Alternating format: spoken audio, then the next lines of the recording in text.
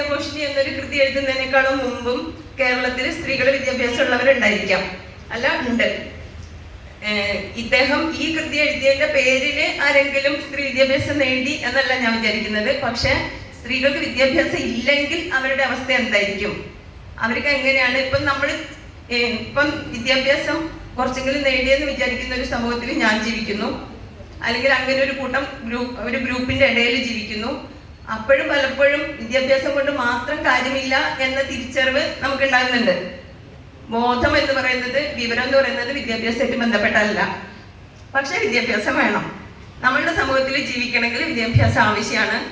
അതിനെ പറ്റിയിട്ട് വിദ്യാഭ്യാസം ഇല്ലാത്തൊരു സ്ത്രീക്ക് ഉണ്ടാകുന്ന പ്രശ്നങ്ങൾ, വിദ്യാഭ്യാസത്തിന്റെ ആവശ്യകത, ഇതൊക്കെ അദ്ദേഹം 1899 ഇറങ്ങിയിട്ടുണ്ട്, സ്ത്രീ വിദ്യാപോഷിണി. അതായത് ഇപ്പം ശ്രീനാരായണ ഗുരുവിനും ചട്ടമ്പി സ്വാമികൾക്കൊക്കെ മുമ്പ് തന്നെ സ്ത്രീകളുടെ ഉന്നമനത്തിന് വേണ്ടിയിട്ട് പറഞ്ഞിട്ടുള്ള ആള്. അതുപോലെ കേരള നവോത്ഥാന നായകരില് ആദ്യം സ്ത്രീകളുടെ വിദ്യാഭ്യാസത്തിന് വേണ്ടിയിട്ട് ഒരു കൃതി രചിച്ചിട്ടുള്ള ആള് എന്നൊക്കെ ഉള്ളത് ശിവയോഗിയിൽ തന്നെ നിക്ഷിപ്തമായിട്ടുള്ളത് തന്നെയാണ്. ആ നിലയ്ക്ക് ശിവയോഗി തന്നെയാണ് മുന്നിട്ട് നിൽക്കുന്നത്.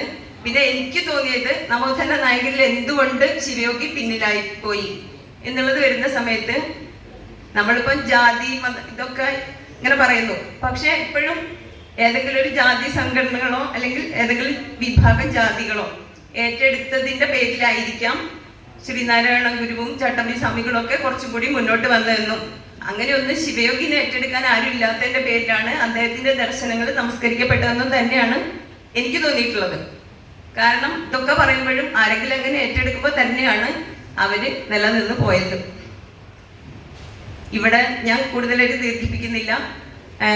നേരത്തെ MS സാർ പറഞ്ഞ സമയത്ത് PhD ചെയ്ത ആളുകളെ പറഞ്ഞപ്പം എൻ്റെ പേര്, ഞാനങ്ങനെ ഒരു പൊതുമണ്ഡലത്തിലുള്ള ആളല്ല, ഞാനങ്ങനെ ഒരു പ്രസംഗത്തിനോ ഇതിനോ പോകുന്ന ആളുമല്ല. അതുകൊണ്ട് എന്നെ അങ്ങനെ ആരും പറയാനും വഴിയില്ല. അതിൽ എനിക്ക് കുഴപ്പമില്ല. എൻ്റെ അടുത്ത് മാഷ് ചോദിച്ചിരുന്നു, ആണ്ടാട്ട് മാഷ്, പറയായിരുന്നില്ലേ ഇവിടെ ഇരുന്നിട്ട്, അപ്പൊ സാറിൻ്റെ അടുത്ത് പറയായിരുന്നില്ലേ ഞാൻ PhD ഇതിലാണ് ചെയ്തതെന്ന് പറയായിരുന്നില്ലേന്ന്. അങ്ങനെ ഞാൻ അറിയണം, അല്ലെങ്കിൽ എന്നെ അന്നേരം ആൾക്കാരോട് ശ്രദ്ധിക്കില്ലേ ഞാൻ പറയുമ്പം? അങ്ങനെ ഞാൻ ആഗ്രഹിക്കുന്നുമില്ല. അപ്പൊ എന്തായാലും ഞാൻ വിഷയത്തിലേക്ക് വരികയാണ്. ഈ ചടങ്ങ് ഉദ്ഘാടനം ചെയ്ത് സംസാരിക്കുന്നത് ഉഷാദേവി ടീച്ചറാണ്. ടീച്ചറുടെ ഇനീഷ്യല് TR എന്നാണ് നോട്ടീസിൽ കൊടുത്തിരിക്കുന്നത്, N എന്നാണ് ഇനീഷ്യല്. ടീച്ചർ ശങ്കര കോളേജിലായിരുന്നു. ടീച്ചർ ഫിലോസഫി, ബ്രഹ്മാനന്ദ സ്വാമി ശിവയുടെ ഫിലോസഫിന്റെ കോൺട്രിബ്യൂഷൻ ആണ് ചെയ്തിട്ടുള്ളത്. ടീച്ചറുടെ പുസ്തകമൊക്കെ വായിച്ചിട്ടാണ് ഞാൻ ഇതിലേക്ക് വന്നിട്ടുള്ളത് തന്നെ. ടീച്ചറെ ഈ ചടങ്ങ് ഉദ്ഘാടനം ചെയ്യുന്നതിന് സ്നേഹപൂർവ്വം ക്ഷണിക്കുന്നു.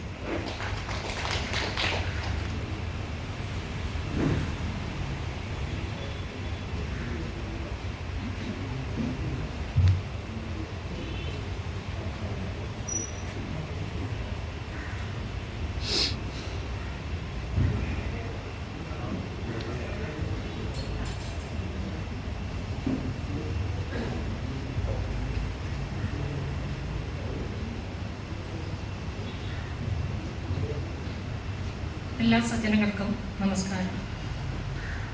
വേദിയിലും സദസ്സിലും ഉപവിഷ്ടരായിരിക്കുന്ന ആദരണീയരായ വ്യക്തികൾക്കും സുഹൃത്തുക്കൾക്കും എല്ലാവർക്കും എൻ്റെ വിനീതമായ നമസ്കാരം. ബ്രഹ്മാനന്ദ സ്വാമി ശിവയോഗി എന്ന ഒരു പേര് ഞാനും ആദ്യമൊന്നും കേട്ടിരുന്നില്ല. എൻ്റെ ഗുരുനാഥനായിരുന്ന ഡോക്ടർ KNN ഇളയത് മാഷാണ് ഞാൻ കാലിക്കറ്റ് യൂണിവേഴ്സിറ്റിയിൽ റിസർച്ചിനായി പോയപ്പോൾ ഈ ഒരു വിഷയം എനിക്ക് തന്നത്. അദ്ദേഹത്തെ ഞാനിവിടെ വളരെ ആദരപൂർവ്വം സ്മരിക്കുന്നു. അതോടൊപ്പം തത്വചിന്ത ഏത് രീതിയിലാണ് മനുഷ്യരെല്ലാവരും തന്നെ ഗ്രഹിക്കേണ്ടത് എന്ന് ഏറ്റവും നന്നായി വിശദീകരിച്ച ഒരു മഹത് വ്യക്തിയാണ്, ഒരു ജ്ഞാനിയാണ് ബ്രഹ്മാനന്ദ സ്വാമി ശിവയോഗി. അദ്ദേഹം ഒരു ഈസങ്ങളുടെയും പിന്നാലെ പോയിട്ടില്ല. അദ്ദേഹത്തിൻ്റെ ഒരു വഴി എന്ന് പറയുന്നത് മറ്റാരാലും അനുകരിക്കപ്പെടാൻ പറ്റാത്ത തരത്തിലുള്ളതും ആർജവത്തോടു കൂടിയ ഋജുവായ ജ്ഞാനത്തെ മാത്രം അധികരിച്ചുകൊണ്ടുള്ളതുമായിരുന്നു. അങ്ങനെ ഉള്ള ഒരു മനോഗതിയോടുകൂടിയ ഒരു വ്യക്തി സമൂഹത്തെ നോക്കുമ്പോൾ അവിടെ കാണുന്നതായ ഏതെങ്കിലും വിധത്തിലുള്ള അസമത്വങ്ങൾ അദ്ദേഹത്തെ വല്ലാതെ ബുദ്ധിമുട്ടിക്കുന്നുണ്ടായി. ആ ഒരവസ്ഥയിലാണ് സ്ത്രീവിദ്യാപോഷിണി എന്ന ഈ ഗ്രന്ഥം ബ്രഹ്മാനന്ദ ശിവയോഗി രചിച്ചിട്ടുള്ളത്. അതുകൊണ്ട് തന്നെ തത്വചിന്ത എന്നാൽ എന്ത് എന്ന് ഏറ്റവും നന്നായി മനസ്സിലാക്കിയ അദ്ദേഹം യഥാർത്ഥത്തിലുള്ള, അതായത് അർത്ഥം വെച്ച് നോക്കുമ്പോൾ തന്നെ മറ്റ് പ്രചാരത്തിലുണ്ടായിരുന്ന സ്വാമിമാരെക്കാൾ സ്വാമി എന്ന പദത്തിന് അർഹൻ തന്നെയാണ്. ഏറ്റവും യഥാർത്ഥത്തിലുള്ള സ്വാമി അദ്ദേഹം തന്നെയാണ്. സ്വാമി എന്നാൽ യജമാനനെ ഉള്ള അർത്ഥം. യജമാനൻ എന്ന് പറയുമ്പോൾ അവിടെ ഉച്ചനീചത്വം വന്നു ചേരുന്നു എന്നൊരു സംശയം തോന്നാം. ഉച്ചനീചത്വത്തെക്കാൾ ഉപരി കാര്യങ്ങളെ വ്യക്തമായി പഠിപ്പിച്ചു തരുന്ന ഒരു ആചാര്യൻ എന്ന നിലയ്ക്കാണ് ശിവയോഗിക്ക് ആ സ്വാമി പദം യോജിക്കുന്നത്.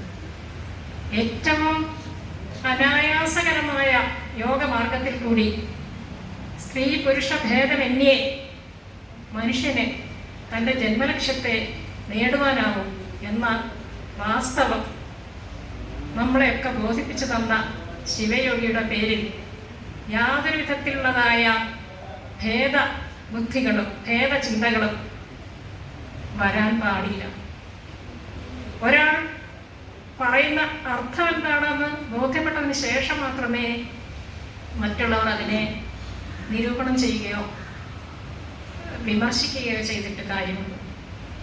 ശിവയോഗിയെ പഠിക്കുവാനായി വരുന്ന ഓരോ വ്യക്തിയുടെയും, അല്ലെങ്കിൽ ശിവയോഗിയുടെ മാർഗത്തെ പിന്തുടരാനായി വരുന്ന ഓരോ വ്യക്തിയുടെയും യഥാർത്ഥ ലക്ഷ്യം എന്നത് അടുത്ത ഒരാളെ എങ്ങനെ ദ്രോഹിക്കാമെന്നതല്ല ആവരുത്.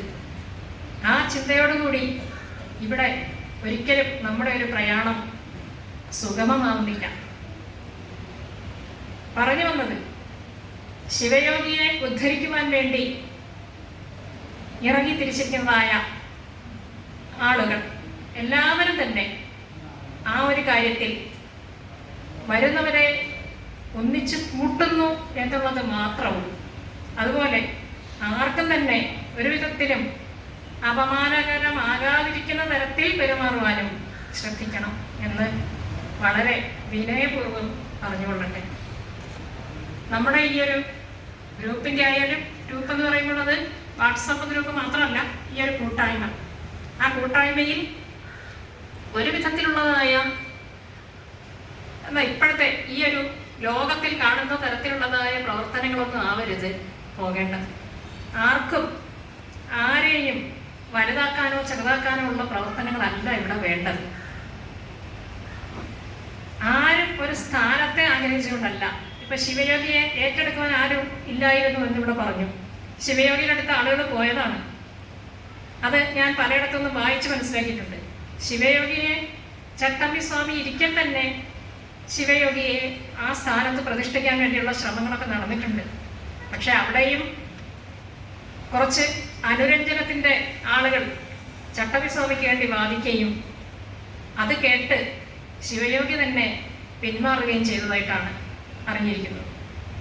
അപ്പോൾ അദ്ദേഹം പറഞ്ഞതാണ്, എനിക്ക് അറിയാവുന്ന കാര്യം മറ്റുള്ളവരിലേക്ക് എത്തിക്കുക എന്നതല്ലാതെ യാതൊരുവിധ സ്ഥാനമാനങ്ങളിലും ഒരുവിധ പ്രലോഭനങ്ങളിലും വീണുപോകാത്ത ഒരു മനസ്സാണ്. മനസ്സിനെ ജയിക്കുവാൻ വേണ്ടി പറയുന്ന ഞാൻ അത്തരം കാര്യങ്ങളിലേക്ക് പോയാൽ എങ്ങനെയാണ് മനസ്സിൻ്റെ ജയം ഉണ്ടാവുന്നത് എന്നാണ് അദ്ദേഹം ചോദിച്ചത്.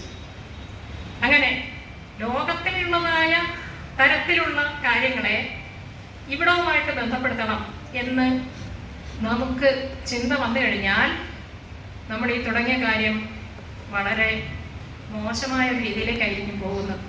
അത് മനസ്സിൽ വിചാരിച്ചുകൊണ്ടാണ് ഞാൻ ഇത്രയും പറഞ്ഞത്. എല്ലാ അർത്ഥത്തിലും നമുക്കിതുമായി സഹകരിക്കുവാനും അതിൻ്റെ ആശയങ്ങളെ ഉൾക്കൊള്ളുവാനും ഉള്ള പ്രവർത്തനങ്ങൾ ഊർജിതമായ രീതിയിൽ വന്നു ചേരണം.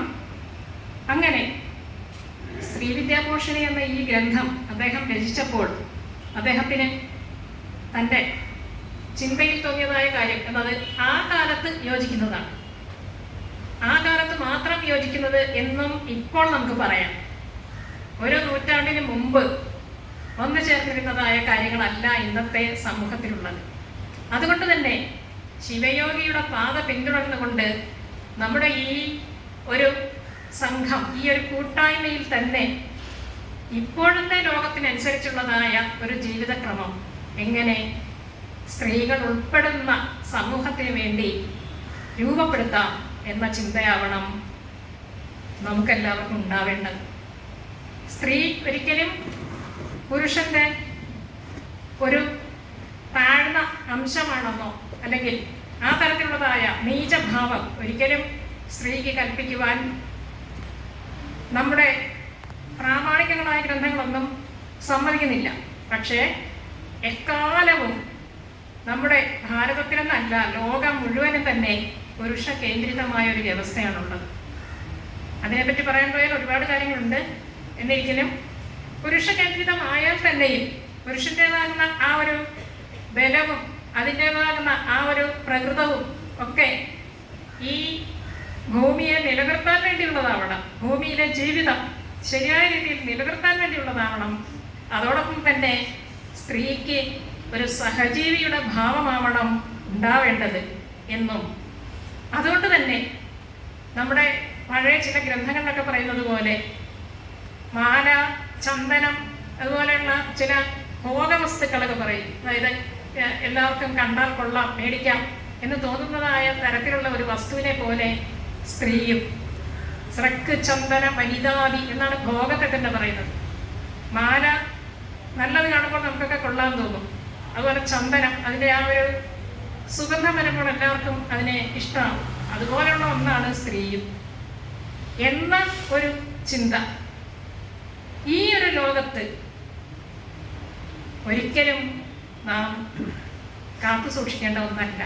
സ്ത്രീയെ ഒരു സഹജീവിയായി കാണുവാനും എല്ലാ തരത്തിലുമുള്ളതായ വിജ്ഞാനം സ്ത്രീയിലേക്കും പകർത്തുവാനും ഇന്നത്തെ ലോകം ശ്രമിക്കേണ്ടതാണ്. ശിവയോഗിയുടെ പിന്തുടർച്ചക്കാർ എന്ന നിലയിൽ നമുക്ക് അതിൻ്റെ ഒരു പ്രാരംഭം കുറിക്കുവാൻ ആകട്ടെ എന്ന് ഈ ഉദ്യമത്തെ ഏറ്റവും ഹാർദമായ രീതിയിൽ ആശംസിച്ചുകൊണ്ട് ഈ പ്രത്യേക പരിപാടി ഉദ്ഘാടനം ചെയ്തതായി പ്രഖ്യാപിക്കുന്നു. എല്ലാവർക്കും നന്ദി, നമസ്കാരം.